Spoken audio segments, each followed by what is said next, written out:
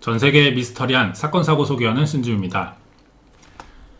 이 사진은요, 예전 구소련 시대의 락밴드인 키노의 앨범 자켓입니다. 이들은 1982년 레닌그라드라는 언더그라운드 음반 기획사를 통해 밴드 결성을 했어요.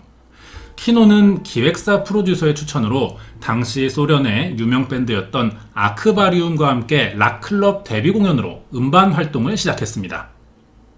얼마 뒤 모스크바에서 첫 단독 콘서트도 열었지만 흥행엔 실패했어요. 그래서 2년간 무명 생활에 들어갔죠. 그리고 1984년에 인지도를 천천히 쌓게 됩니다. 키노의 나라가 공산주의 국가죠. 표현에 대한 검열이 있는 나라입니다. 거기에 락이라는 음악이 저항 정신을 또 가지고 있기 때문에 만약 노래를 통해 정치 체제를 비판한다면 아예 가수 활동이 불가능해질 수도 있어요. 공산주의 국가의 밴드 음악가들은 앨범을 내는 자체가 아주 조심스러운 일이었습니다. 하지만 키노는 정부나 정치에 대한 비판을 한 적이 없는 가수라 다행히 검열에선 자유로울 수 있었죠. 소련에서 인기를 얻기 시작한 키노는 20만 장 이상의 음반 판매 기록을 올리며 소련의 대표 락밴드로 자리 잡았고요. 방송 출연과 영화도 찍게 됩니다. 나중엔 유럽과 여러 나라에 순회 공연을 다니며 전 세계적으로 이름을 알리자 자본주의 진영의 비틀즈가 있다면 공산주의 진영에는 키노가 있다는 말이 생길 정도로 구소련의 가장 유명한 밴드가 됐죠. 그리고 당시 최고의 인기를 누리던 키노와 소련 전체에 충격을 주는 사건도 발생하게 됩니다. 이 사건은 지금까지 아무것도 제대로 밝혀진 것이 없어서 지금도 많은 사람들이 궁금해하고 있는데요. 어떤 사건이 일어나는지 자세한 이야기 궁금하시면 구독과 좋아요 부탁드립니다. 키노의 리더 이름은 빅토르 최라고 합니다. 한국 성씨를 쓰고 있죠. 이 사람은 러시아계 고려인 출신 인물이에요. 일제강점기 때 강제 이주당한 조선인을 해외에선 고려인이라고 불렀습니다. 아빠가 구소련으로 강제 이주된 사람이고요. 엄마는 우크라이나 사람이었어요. 빅토르 최는 1962년 6월 21일 구소련 상트페테르부르크에서 평범한 아들로 태어났습니다. 아빠가 엔지니어 일을 했어요. 그래서 아들에게도 같은 일을 가르치려고 했지만 빅토르는 기타를 치거나 노래 만드는 것을 더 좋아했었죠. 어릴 때부터 음악에 재능을 보이자 당시 유명 예술학교였던 세로프 예술학교에도 입학을 하게 되는데요. 빅토르가 여기서 락밴드를 만들었던 겁니다. 하지만 학교는 락 음악을 금지하고 있었어요. 교칙을 어겼기 때문에 빅토르는 학교를 얼마 다니지 못하고 퇴학당합니다. 학교에서 더 이상 음악을 배우지 못하게 됐지만 이미 빅토르는 음악에 빠져 있었고 암시장에서 다양한 서방 국가의 음반들을 구해들었죠. 이때 빅토르가 영국 밴드인 비틀즈의 팬이 됐다고 알려져 있습니다. 빅토르는 비틀즈처럼 돼야겠다고 마음먹었어요. 하지만 당장은 돈이 없고 가수로 데뷔할 수도 없었기 때문에 보일러공으로 일하면서 다른 밴드의 연주를 맡거나 자작곡을 쓰며 조금씩 경험을 쌓기 시작했죠. 이렇게 간간히 음악 활동을 해오던 중 기회가 오는데요. 빅토르의 재능을 알아본 밴드 아크바리움의 보리스 그레벤스코프가 자신의 공연에 빅토르를 초대했고 데뷔 무대를 만들어준 겁니다.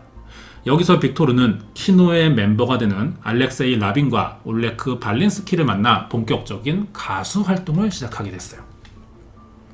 사실 처음엔 키노도 음악적 성향 때문에 구소련에서 활동하기 힘든 가수였습니다.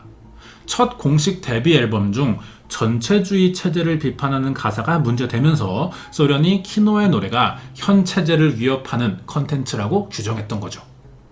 공공장소에서 공연이 금지된 거예요. 그러자니 키노의 앨범은 당시 소련의 젊은 층에게 너무 많은 인기가 있었습니다. 정부의 힘으로 이 현상을 막기가 힘들었어요. 키노는 점점 인지도가 올라갔고 여러 영화에 출연하면서 나오는 음반마다 성공을 했습니다. 1990년 8월엔 모스크바의 레닌 스타디움에서 관객 6만을 동원하는 단독 콘서트까지 열게 됐죠. 결국 소련에서 가장 인기 있는 락밴드가 됐습니다. 그리고 콘서트가 끝난 8월 15일이 됐어요. 문제의 사건이 이때 발생하는데요. 당시 28살이었던 빅토르 최는 평소 취미였던 낚시를 한 뒤 자기 자가용을 몰고 집으로 돌아가던 중 맞은편에서 오던 버스와 정면 충돌하는 사고를 겪게 된 겁니다. 사고 현장이 굉장히 끔찍했다고 전해지는데요. 빅토르 최의 차가 버스 밑에 깔려 들어가면서 형태를 알아볼 수 없을 정도로 완전히 뭉개진 겁니다. 이 사고로 빅토르 최는 현장에서 즉사했어요. 빅토르 최가 사망하자 충격에 빠진 전 지역의 팬들이 빈소를 찾았습니다. 이때 너무 많은 사람들이 찾아오느라 장례식이 연기될 정도였다고 하는데요. 이 일로 팬 5명이 투신하면서 스스로 목숨을 끊기도 했고요. 30여 명 정도의 팬이 모여 4년간 빅토르의 묘를 지키기도 했습니다. 자, 이제 정확한 사건 내막을 알기 위한 수사가 필요하죠. 빅토르 최가 사고를 낸 만큼의 신체적이나 정신적인 문제는 없었는지, 아니면 사고를 낸 버스 운전기사가 음주운전을 한 것은 아닌지, 이런 것들을 알아봐야 합니다. 수사를 맡은 소련 당국은 피해자의 차량을 들이받은 버스기사의 진술을 들어봤죠. 빅토르 최는 장기 공연이 끝나는 즉시 낚시를 하러 하루 종일 외출한 상태라 피로가 누적됐을 것이고 시속 130km로 운전을 하고 있었다고 말했는데요. 이 진술을 확인해 보려면 피해 차량을 운전한 사람의 말과 대조해봐야 됩니다. 하지만 당사자가 사망했으니 확인해볼 방법은 없었죠. 결국 수사 관계자들은 사고의 원인이 과속과 졸음 운전을 한 빅토르 최에게 있기 때문에 버스 기사에게 아무런 처벌 없이 사고사로 결론내버린 겁니다. 하지만 경찰의 발표를 믿을 사람은 당연히 아무도 없었죠. 인적이 드문 도로가 아니라면 당사자 외에도 목격자는 반드시 있을 겁니다. 실제로 현장을 본 목격자들의 여러 증언이 있었거든요. 그런데 왜 경찰이 버스 기사의 말만 믿고 단순 사고사로 결론 내렸는지 이해할 수가 없었어요. 소련의 인기를 독차지하던 밴드의 메인 보컬을 다시는 볼 수 없다는 사실을 받아들일 수 있는 사람들은 없었습니다. 경찰의 발표를 믿기 힘든 건 그 당시 대통령도 마찬가지였어요. 대통령인 미하일 고르바초프가 아무도 그의 죽음을 믿지 않는다, 믿고 싶지 않다라면서 성명을 낼 정도였습니다. 대통령까지 성명을 냈지만 경찰의 소극적인 수사 태도와 받아들이기 힘든 발표 결과는 많은 사람들의 비난을 받을 수밖에 없었죠. 알아본 대로 빅토르 최의 직접적인 사망 원인은 버스 기사에게 있었습니다. 이 사건을 증언해줄 중요한 사람이기도 했어요. 가장 중요한 동시에 가장 의심도 받아야 할 사람이지만 경찰은 이 사람의 말만 믿고 있다는 게 가장 큰 문제였죠. 버스 기사의 증언이 사실이라면 사고 현장에 과속으로 인한 사고 흔적이 있는지와 증언의 신빙성을 가려내기 위해 조사를 해보는 게 상식적인 수사 과정일 겁니다.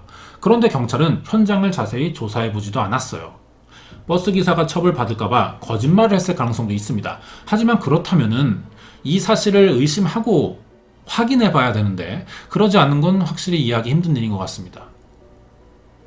거기에 사건 이후 버스 운전기사는 잠적해버렸어요. 범죄를 저질렀다는 사실 때문에 양심의 가책을 느끼고 한 잠적이라기보단 자신이 빅토르 최를 죽게 만들었다는 사실로 팬들에게 보복을 당할까봐 숨어 살기 시작했다고 생각되는데요.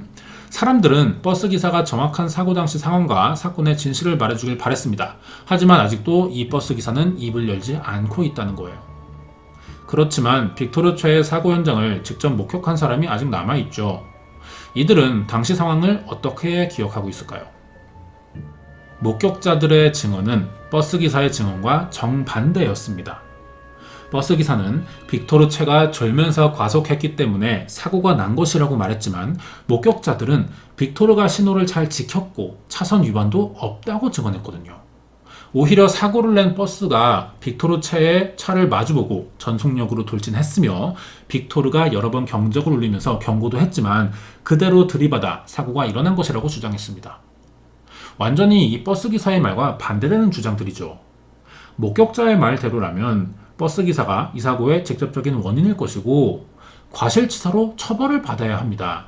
하지만 목격자와 버스 기사의 주장이 완전히 다르기 때문에 어느 쪽에 더 신빙성이 있는지를 가려내야 하겠지만 이 증언을 해줄 사람이나 증거가 없다는 게 다시 또 문제가 됐죠. 만약 목격자들의 말이 전부 사실이라면 버스 기사에겐 고의성도 보이게 됩니다. 그렇다면 무슨 이유로 빅토르 차의 차로 돌진해서 사고를 낸 걸까요? 평소 빅토르에게 원한이 있거나 범행을 사전에 계획하지 않는 이상 이것은 납득하기 힘든 정황일 겁니다. 목격자들의 증언대로라면 단순 교통사고로 보기 힘든 사망사건이지만 이 사건은 수사에 반영되지 않았고요. 버스기사의 일방적인 주장만 받아들여져 있는 상태예요. 당시 사건을 기억하고 있는 팬들과 소련의 국민들은 아직까지 경찰의 수사 결과를 믿을 수 없다고 합니다. 경찰은 왜 한쪽으로 치우쳐져서 수사를 했으며 다른 목격자들의 증언은 받아들이지 않았던 걸까요?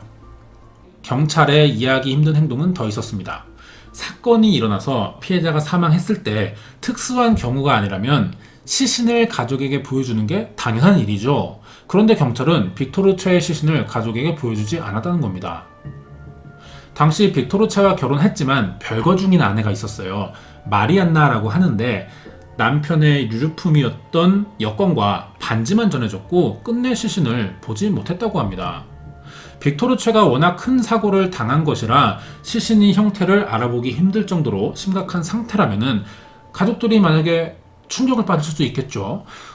그래도 가족이 원할 경우 보여주지 못할 이유는 없습니다. 당시 소련의 최고 락밴드 보컬이 당한 의문의 교통사고는 이렇게 많은 의문점을 남기게 됐어요. 경찰이 제대로 된 수사를 한 것도 아니었고 아무도 빅토르 최의 사망에 책임을 지는 사람은 없었기 때문에 많은 추측과 소문들이 떠돌게 됩니다. 결정적으로 경찰의 이해할 수 없는 수사 과정 때문에 빅토르 최의 죽음이 국가기관과 연관돼서 사건을 빨리 덮으려는 것이 아니냐는 소문도 돌게 됐죠. 이 소문이 어느 정도 신빙성이 있었다는 겁니다. 한동안 소련 내에 큰 논란거리였거든요. 키노가 낸 앨범 중에 비핵화를 주장하는 노래가 있었습니다. 이 노래는 소련에서 큰 화제가 됐고 소련의 정치 사상에 반하는 노래라는 이유로 정부의 감시를 받은 적이 있었어요. 이런 사실로 빅토르 최는 정부의 주요 감시 대상이었고 결국 사고를 가장해 국가가 암살했을 것이라는 이야기가 되거든요. 당시 소련에는 KGB라는 국가정보기관이 있었습니다. 우리나라로 치면 국정원 정도의 기관이 되는데 KGB가 빅토르 최를 예의주시했었고 공연이 끝난 뒤 휴식기에 들어간 틈을 노려 제거한 것일지도 모른다는 이 소문은 한동안 소련 전체에 이 사건의 내막처럼 알려져 있었습니다. 빅토르 최의 인기가 가장 많을 때는 공산주의의 한계를 느끼고 체제를 개혁하자는 급진파와 유지를 하려는 보수파가 대립하던 시기이기도 했어요.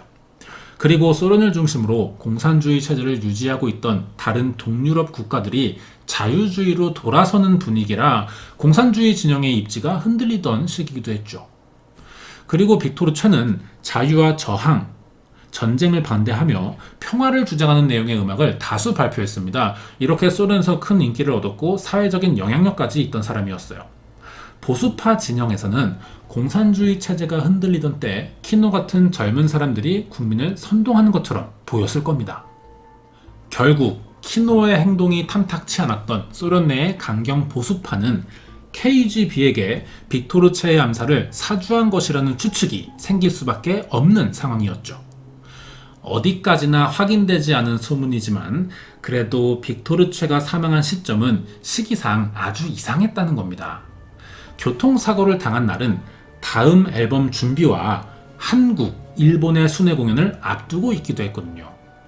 키노가 소련에서 큰 인기를 얻게 되자 평소 키노의 곡 성향을 좋지 않게 보던 정부 사람들은 다음 앨범도 현 체제 비판이 담긴 내용일 테니 더 성가셔지기 전에 미리 손을 쓰자는 계획이 있을 것이란 추측도 얼마든지 가능한 상황이었어요. 결국 빅토르 최는 어느 날 의문의 교통사고를 당해 사망했고 이 사건의 진실을 알고 있는 사람이 종적을 감추거나 경찰 측에서 진술을 받아들여주지 않았습니다. 결국 피해자만 남고 범인은 없는 미제 사건이 돼버렸죠. 그리고 빅토르 최가 사망한 지 1년이 지나 구소련이 완전히 붕괴되고 빅토르의 사망과 관련이 있을 것으로 보였던 KGB도 사라지면서 사건이 미스터리로 남게 됐습니다. 시간이 지나자 빅토르 최의 사망의 진실을 밝히려는 사람들의 많은 노력이 있었어요. 1995년에요. 국내 지상파 방송국에서 해당 사건을 취재한 적이 있습니다. 수소문 끝에 라트비아의 수도 리가에서 그 당시 사고를 낸 버스 기사를 만나 인터뷰를 했던 거죠. 지금이야 이런 방송이 나오면 유튜브나 여러 플랫폼을 통해서 전 세계로 쉽게 퍼졌을 거예요. 하지만 그 당시는 인터넷이 발달하지 않아서 지금 이 영상을 찾아보기가 굉장히 힘듭니다. 전해지는 이야기대로라면 인터뷰를 진행했던 버스 기사도 상황을 인지하고 취재에 응했지만 사례 대신 자신의 신원과 주소를 절대 밝히지 않는 조건으로 출연한 것이라고 하는데요. 버스 기사의 입장이 이해되긴 합니다. 고의였거나 실수였어도 자신이 사람을 죽게 만든 건 사실이기 때문에 빅토르의 팬들이 보복을 할지도 모르기 때문에 생명의 위험을 충분히 느끼고 있었을 거예요. 국내에서 해당 버스 기사를 취재한 이후로 가끔 방송에는 등장해 왔습니다. 하지만 여전히 이 사건의 내막에 대해서는 말하고 있지 않아요. 버스 기사의 인터뷰가 공개된 이후 2007년에 신원을 밝히지 않은 남성이 언론사에 연락을 해온 적이 있었습니다. 자신이 누군가의 사주를 받아 빅토르 최를 협박했었다는 제보였어요. 이 내용이 공개되자 정말 빅토르가 타살된 것이 아니냐는 의혹이 다시 생기게 됐죠. 경찰은 이 의혹을 크게 부정했습니다.